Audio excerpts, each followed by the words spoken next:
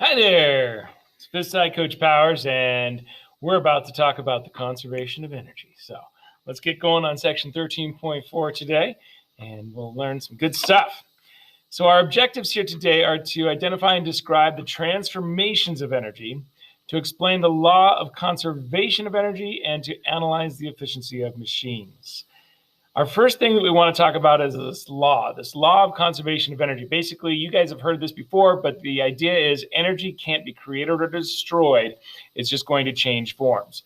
So even if you think about, the nuclear reactions that we have in the sun, matter is being converted into energy in that case. But the energy itself is not created and it's not destroyed. There's just this transformation. Okay, matter turns into energy, and then the energy is transformed from one type, like nuclear energy, and then into heat energy, for instance. So you just have these transformations that take place. So just think about all energy in the universe has been present since the beginning of time, and it's just been going through transformations. Okay, that's the idea behind the law of conservation of energy. So we want to talk particularly about the transformation between potential and kinetic energies, okay? From kinetic to potential, potential to kinetic, back and forth. Those are the focuses that we're going to have in this lecture. So let's talk about a roller coaster. This is going to be a typical example of the transformation. If you talk about a roller coaster moving, then you're talking about it having kinetic energy. But it also has some kinetic energy, some other energy based upon its position, right? And that energy is called the potential energy, right? So potential energy, position-wise, is going to turn into kinetic energy as it falls. But until it reaches the ground, or whatever its point zero is, that roller coaster is still going to have potential energy as well. Okay, so kinetic energy, the energy of motion, can also become potential energy. Okay, so if we think about what's happening on that roller coaster, if we were starting up at the top and we were in our little cart here, we might be moving, right? And if we're moving, we've got some kinetic energy, but we are still up high, and so therefore we also have some potential energy based upon our position. But what happens as we get down to the bottom of the ramp? Okay, and then we want to go up again. Well, at the bottom of the ramp, our potential energy is zero, okay, because we're at the very base, at the very bottom. But because we were moving, we now have enough energy to continue up the other side of the roller coaster. So at this point, our kinetic energy, our motion, is turning into potential to continue going down again on the other side, right? So kinetic energy is being converted into potential energy. All right, so at the bottom of the hill, it's at maximum kinetic energy and minimum potential energy, and it's going to then start to convert that kinetic energy back into potential energy as it begins to go up the hill. So remember that mechanical energy, remember we talked about mechanical energy's definition, that it's the sum of the potential and kinetic energies. That mechanical energy is able to also change into other forms of energy.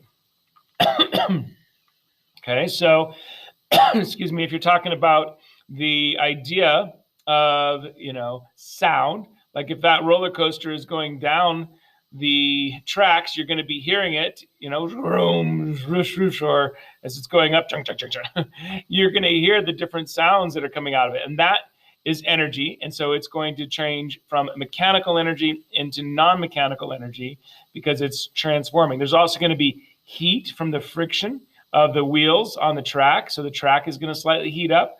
That's going to be another form of non-mechanical energy. And so some of the energy in this coaster, which is actually mechanical, is turning into non-mechanical forms at the same time. Okay. All right. So how would we graph this mechanical energy? Well, here's an example. If we are in and we got to think about what this roller coaster would look like, right? If we are at point A where we have maximum potential energy, we're all the way up here with potential energy, then we must be at the top of the roller coaster, right? We must be up here. If we are down at point C, where our potential energy is minimum, but our kinetic energy is maximum, right? We have maximum kinetic energy, then we must be down at the bottom of the hill. And then we've got these other 2 points, right? We've got point B, where we've got a lot of potential and a little bit of kinetic. And so that's probably going to be somewhere up higher, right, where you have started to move, but you're not moving as much and you're still pretty high. And then you've got point D where we're right in between, okay? Right in between the potential and kinetic energy. So I must have moved up. I must be moving fairly fast. And so I've got some motion, but I am, not at maximum potential energy. So if my maximum potential energy was up here at 350 joules, or in this case, kilojoules, and if I get to this point here, you can see I'm about 175. That's about half. So I should be somewhere about half the height that I was when I originally started, right? So if I was originally starting there and now I'm about half that height, that would make sense that point D would be something like that, right? So that's just one way to kind of interpret it, okay? So what variables are we plotting here? Well, we're plotting the location, right? We've got 1, 2, 3, 4 different locations. And what is the other variable? The dependent variable is my amount of energy. So I can determine my location, and from that location, I'm going to then decide, okay, and read what kind of energy I have. All right. Now, it asks this question, what does the legend tell you about this graph? Well, this is the legend, right? And so this graph is probably telling me about mechanical energy and about how kinetic and potential energy are being converted from one to the other. So that legend is telling me what the graph is about. All right, so where would those spots be on a roller coaster? I think we've kind of labeled that out already and figured that out already. So let's talk about energy conversion in an automobile. Now what you're looking at here is a piston, okay? And this is inside your automobile. What you may have seen before is you may have seen the spark plug. And maybe you, if you have a kind of an older car, now they use fuel injection a lot of times, but if you have a slightly older car, you might have spark plugs that have to be replaced every once in a while. And those spark plugs are going to shoot off a little spark. Whoops, go back. Shoot off a little spark right here, and that's going to cause this little chamber, which gets filled with gas, to explode. Now, the chamber right now is not very full because the piston has extended its way all the way through. But in another cycle, that piston might be way down here. Okay, so the same little piston, of course, my drawing is not nearly as good. That piston might be down here, and we have our two little things sticking out, okay, and we have our spark plug here. And so here we have the big chamber all filled. Now, where does the explosion take place? Well, if I can let in some of the gasoline, let's say our gasoline is coming in here when I open this valve. This is a valve. And if I open that valve, gasoline comes in, and then I spark it, then that causes this explosion to push that piston back down. And so I would pull in the gas here, and as I have exploded this, the piston now has gone down. Now this little chamber, okay, would open up, and so now the gas would be able to escape through there, the new gas that is just now wanting to be evacuated out, right, because it's now the exploded material. And so you would have had carbon dioxide as one of your products and some other pollutants. So you're getting rid of that. It's going out that little chamber. When it's down here, as it gets pushed back up by another piston. Now, we've got multiple pistons in a car. Okay, a 4-cylinder engine would mean that we've got this one and two more, right? 4-cylinder engine. And they will go in opposites of each other. So while this one is up, this one is down. And so that spark plug is only igniting here, but it's not igniting at the same time that this one's igniting. These two will ignite at different times. That way, the explosion for this one, and these guys are all connected together, the explosion for this one is going to help to move this one down, but it helps to move this one back up. Okay, and so this one exploding down helps to move another one up because they're all kind of cycled on the same line. There's a really cool video that is done by Smarter Every Day. You can see the link to it there, and it's a transparent view of a piston. And I definitely want you guys to go to that link and watch that video because it is really cool to watch how it works. Okay. All right. So the energy transformation of a skateboarder. What's happening? Well, we want to think about a mass on a string, and we want to think about the skateboarder. So think about just a mass at the end of a string.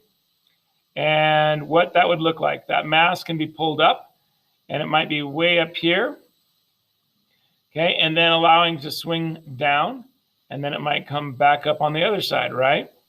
Well, think about where your energy points are going to be the greatest. Okay, at the very top, if I start up here, this is what I would call the top of my swing. My potential energy is going to be greatest. It's at its highest point, right? But my kinetic energy, if I'm holding it, is 0. Okay, and even if I'm not holding it, but it's swung up and then it's swinging back, as soon as it gets up to the point where it is ready to go back down again, well, its kinetic energy is 0 because it stops. Okay. Now, at the bottom, potential energy is 0, but the kinetic energy, this is the fastest place it'll move, right here at the very bottom. And so right at the very bottom, it's kinetic energy. It's going to move faster there than anywhere else, because as soon as it starts going on this side, it's going to start getting pulled back by gravity, right? And so it's not going to be moving as quickly. It's going to start slowing down. So its kinetic energy is greatest right at the very bottom of its swing. And then again, it goes back up to the top, and you're going to find out that it's greatest at the top again. And then it's going to be 0 again here. Now, this potential energy is probably going to be just a little bit lower, right? Than it was over here, because you've lost a little bit of energy, to friction with the wind, right? Air resistance and things like that. So it would have slowed down just a little bit, and it might be a little bit lower potential energy on this side than it was on this side. And once it comes back over to this side, it's probably not going to be as high again, right? The highest it's ever going to be is there. By the time it's swung once, it's going to be just a little bit lower than it was before, but then by the time it goes to the other side, it's going to be lower again, and it's going to keep getting lower and lower until it's all, completely zapped out of energy, right? If we think about a basketball thrown upward, it might look a little bit different. So here's basketball, and here I am holding on to it. Woo! Okay, and I'm going to throw that thing up. All right, so at the very bottom, position-wise, that's going to be a pretty low potential energy, right? Because I'm going to throw it up, so it's going to be getting higher. Kinetic energy, the instant that I put my force into that basketball to move it up, it's going to be at its greatest potential energy right as I'm shoving it up, right? Because I'm giving it all the energy it's going to need to go and leave. And my energy is probably not going to be getting higher as I bring it up, right? My energy is probably going to be the highest, and the motion is going to be the fastest right as I begin that throw. Maybe it gets a little bit faster as it's just leaving my hands, right? But that's going to be the highest, is right when it's down here at the bottom. When it gets to the top, though, its potential energy is going to be the highest, right? So if it gets to the top of its throw and it's up there and it kind of stops, because it stops, the potential energy is the highest, but the kinetic energy is 0. And then at the bottom, it's going to come back down. Its kinetic energy is going to be really high again, okay? And so maybe a little bit lower than it was before, but it should have reached its maximum kinetic energy as it falls and then right before it hits my hands, right? And of course, it's going to have its lowest potential energy, okay? These are the lowest at the bottom. Again, where am I catching it? Based upon where I catch it, how much distance it has from the ground, there's still some potential energy there because it could still fall a little bit lower, right? So we just have to remember that at the top, KE is 0, okay, but potential energy is highest, and the kinetic energy is the highest right as I'm throwing it. That's where it's going to be the highest, and it's going to stop and get 0 at the top there. Okay, so let's talk about the law of conservation of energy a little bit more here. So energy is not appearing or disappearing, right? It's not created or destroyed. It's still there. It's just being transformed. Let's talk a little bit more about that, because we want to talk about what is in the system and what is outside of the system. We want to talk about what a system is. Whenever the total energy in a system is increasing, it's got to be due to some energy entering in to that system from an external source, right? And the concept that describes all of this energy transformation between systems is called thermodynamics, all right? And thermodynamics, it has a lot to do with what the word sounds like, right? Thermo and dynamo, like, we're moving things, right? Moving energy, we're moving heat. And so this is helping us to understand how we are transforming one type of energy to another type of energy, right? For any system, the net change in energy is going to be equal to the energy transferred as work and as heat. Now, oftentimes energy is lost as heat. Sometimes it's converted into useful work, but so much energy is lost as heat. And that just kind of dissipates out into the universe, right? The energy that you exert day to day, it helps you move along and go places, but you're also exerting heat, exuding heat. And so you're just having heat come off your body, right? So that heat is just going off into the earth, and it's just kind of going to go off into the universe ultimately, right? It's not going to be useful work again. Once you've sweat it out, it's not going to be used for work again. So this form of the law of energy of conservation is called the first law of thermodynamics, okay? So we can describe that energy is conserved as it's transformed from one thing to the next, and that's the first law of thermodynamics. Now, remember that systems can be open, closed, or isolated. An open system, this is most types of systems, are energy and matter being exchanged with the surroundings, okay? So when you look at your body, and it's giving off heat, that is an open system. A closed system allows for energy to be exchanged, but matter is not exchanged. And so, oftentimes if you think about like the radiation that comes to us from the sun, there's a lot of energy that comes to us from the sun, right? But the sun's matter isn't really hitting us, right? It's not like the matter is blowing into us. So it's energy. And so a closed system, you could also imagine like a box that was completely sealed and it had a glass window in it, and you could shine light and the light could get in there, and the light would increase the energy inside that glass box, but there's no matter that's going in there, even if it was completely sealed, right? So there's no way that matter could get in, no little air particles or anything, but light could still get through. That is a closed system. And then you have an isolated system where neither energy nor matter is exchanged, and so in this case you would have to have something that, I can't even think about what one of those might be. But you can kind of imagine something that would not allow anything to get into it, right? It's got like a force field around it. I don't know. Real world systems typically are open. And I'm sure you guys can probably think of some isolated systems. It's just not coming to my mind right now. So let's talk about the efficiency of machines.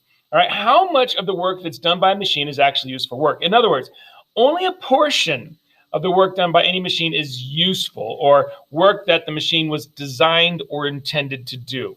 So imagine a car is moving along and it's going along the road. Well, it's a machine that's intended to move along the road. So how much energy is actually going to be used to move it along the road versus how much energy does that car actually burn off, right? We talked about the extra heat that comes from the engine, for instance, right? We have to cool it down. All that extra heat, that's energy that's not being used to do the work of making the car go down the road.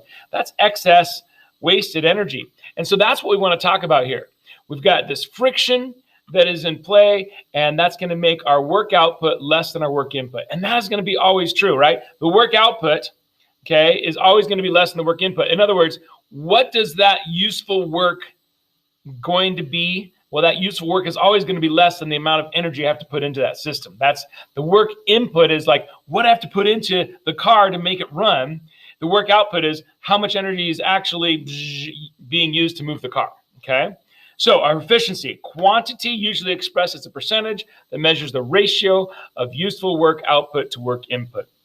Now, when we talked about, levers and things like that, we talked about output and input, and those things were a little bit different in terms of our terminology here. And so I want to make sure that we're clear here that output and input don't quite mean the same thing when we're talking about machine efficiency compared to like our effort force and our resistance force, things like that.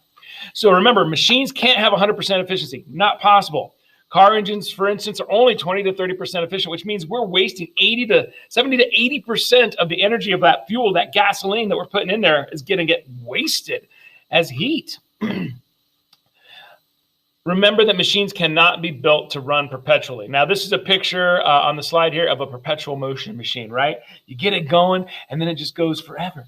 And it just generates its own energy. Well, that's not true, okay? This link right here, if you guys have ever watched Physics Girl is fun to watch. And she talks about how, perpetual motion machines aren't a thing, right? You cannot have 100% efficiency. You cannot have more than 100% efficiency, especially, right? And so you definitely are going to always be given some sort of input from outside the system. Remember, we said that if it seems like you're getting extra energy, it must be coming from outside the system. So maybe it's coming from some sort of magnetic force or gravitational force or something. But extra energy is being put into the system from somewhere. And so perpetual motion machines, while they might look impressive and they might be fun, and they are fun, trust me, that does not mean that they are generating energy, okay? So keep that in mind. Way cool stuff, but not generating energy. Okay, so here's our formula. Our efficiency is equal to our useful work output divided by our work input. And again, remember, this is such a confusing way to talk about things, I think, since we've already talked about output in different ways, right? So I want you to focus on the word useful, not on the word output. What is the car actually being used, or the machine actually being used to do, right? So you could think about what is use is. That is what I want you to think about versus what you had to put into it, okay, to make it do its usefulness, okay?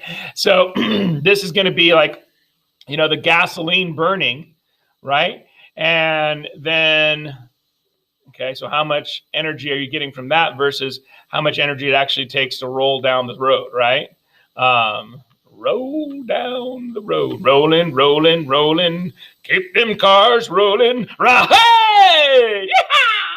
All right, so that is what we want to do for efficiency, right? The work output divided by the work input. Again, a little bit confusing. So think about it in terms of what the usefulness of the car is actually doing and what did we have to put in to make it do that. Now, again, if you ever come up with an answer and you do this problem, you're like, oh, yeah, the efficiency is 233%.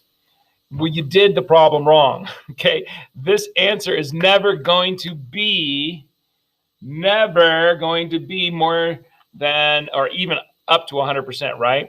Because that's just not possible. And so just make sure that you've changed your answer, your terms, because you obviously swapped your terms. A machine cannot be 100% efficient. So you must have flipped them. You just got confused. Flip them back. Give me a number that's less than 100, all right? Practice problems on page 460. Let's try one and see what it looks like. Alice and Jim calculate they must do 1,800 joules of work to push a piano up a ramp. Okay. So this is the amount that it would actually take to lift this thing, right? Based upon its weight and how far you have to lift it. But this, the 2,400, due to the friction of the ramp, that is what we actually have to put into it, all right? So we actually had to put 2,400 joules of work into it when we only got to lift that thing up 1,800 joules worth of height, all right? And again, joules is not height, right? But force times distance, right? So we're exerting a force times a distance. We're going to get joules in it in terms of the amount of work that we did. And so in this case, we get this 1,800 divided by 2,400 to get our value. Now, 18 and 24, right? We can divide both of these by 3, right? So 6 and 8, which can also, oh my goodness, I think we've got an answer. And we multiply it by 75 by 100, and we're going to get 75%, right? So this machine is 75% efficient, okay? Or this, in this case, it's not necessarily, well, yeah, it's the ramp, right? So the ramp is the machine, and the machine is 75% efficient. It's going to be losing some efficiency due to the friction of the object on the ramp, okay? All right, so why don't you practice this one and see how you do. We'll pause, and then we'll come back and see what you get. Ready? And pause it. And we're back. All right, sail uses a pulley to raise a sail that weighs 140 newtons. All right, so the sail is equal to 140 newtons, and he has to do 180 joules of work on the rope to raise a sail by 1 meter. Okay, so we've got a distance here, and this sounds like a weight to me, right? It says it weighs 140 newtons, and I think we've learned that force times distance is equal to work, right? So we've got to be able to multiply our distance of 1 meter by our weight of 140 newtons. And so what do we get? Well, we get a total work of 140 because it's only 1 meter. That makes it nice and easy, right? So is that our output or is that our input? Okay, so again, remember, you got to think it's never going to be bigger. The number is never going to be bigger on top than it is on bottom, right? And so I know that this is 140 newtons that I had to actually lift this sail, okay? And so this is 180. Oops, sorry, that wasn't newtons. Things are always better with sound effects. That's joules. And then this is 180 joules, and then I multiply that by 100 to get my answer, right? So what's the efficiency of the pulley? Pull it in your calculator. 140 divided by 180. What?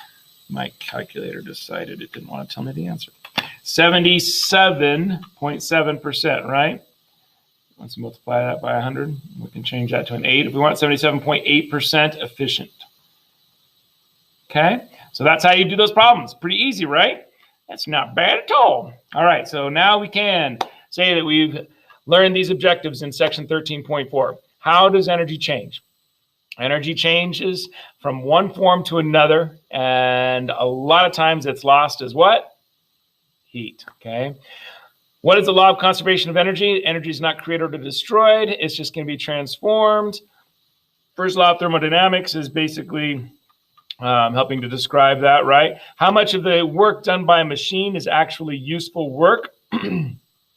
That's your efficiency. And you're going to calculate useful work over the work input, and then you'll get to the efficiency after you multiply by 100. All right, we've done some cool stuff today. We know a little bit more about machines, and hopefully you watch some of those videos. I think you're going to like that physics girl video. If you haven't watched it yet, go back and watch that right now. And we'll see you later. God bless. Be kind to one another, because being kind is the way to be.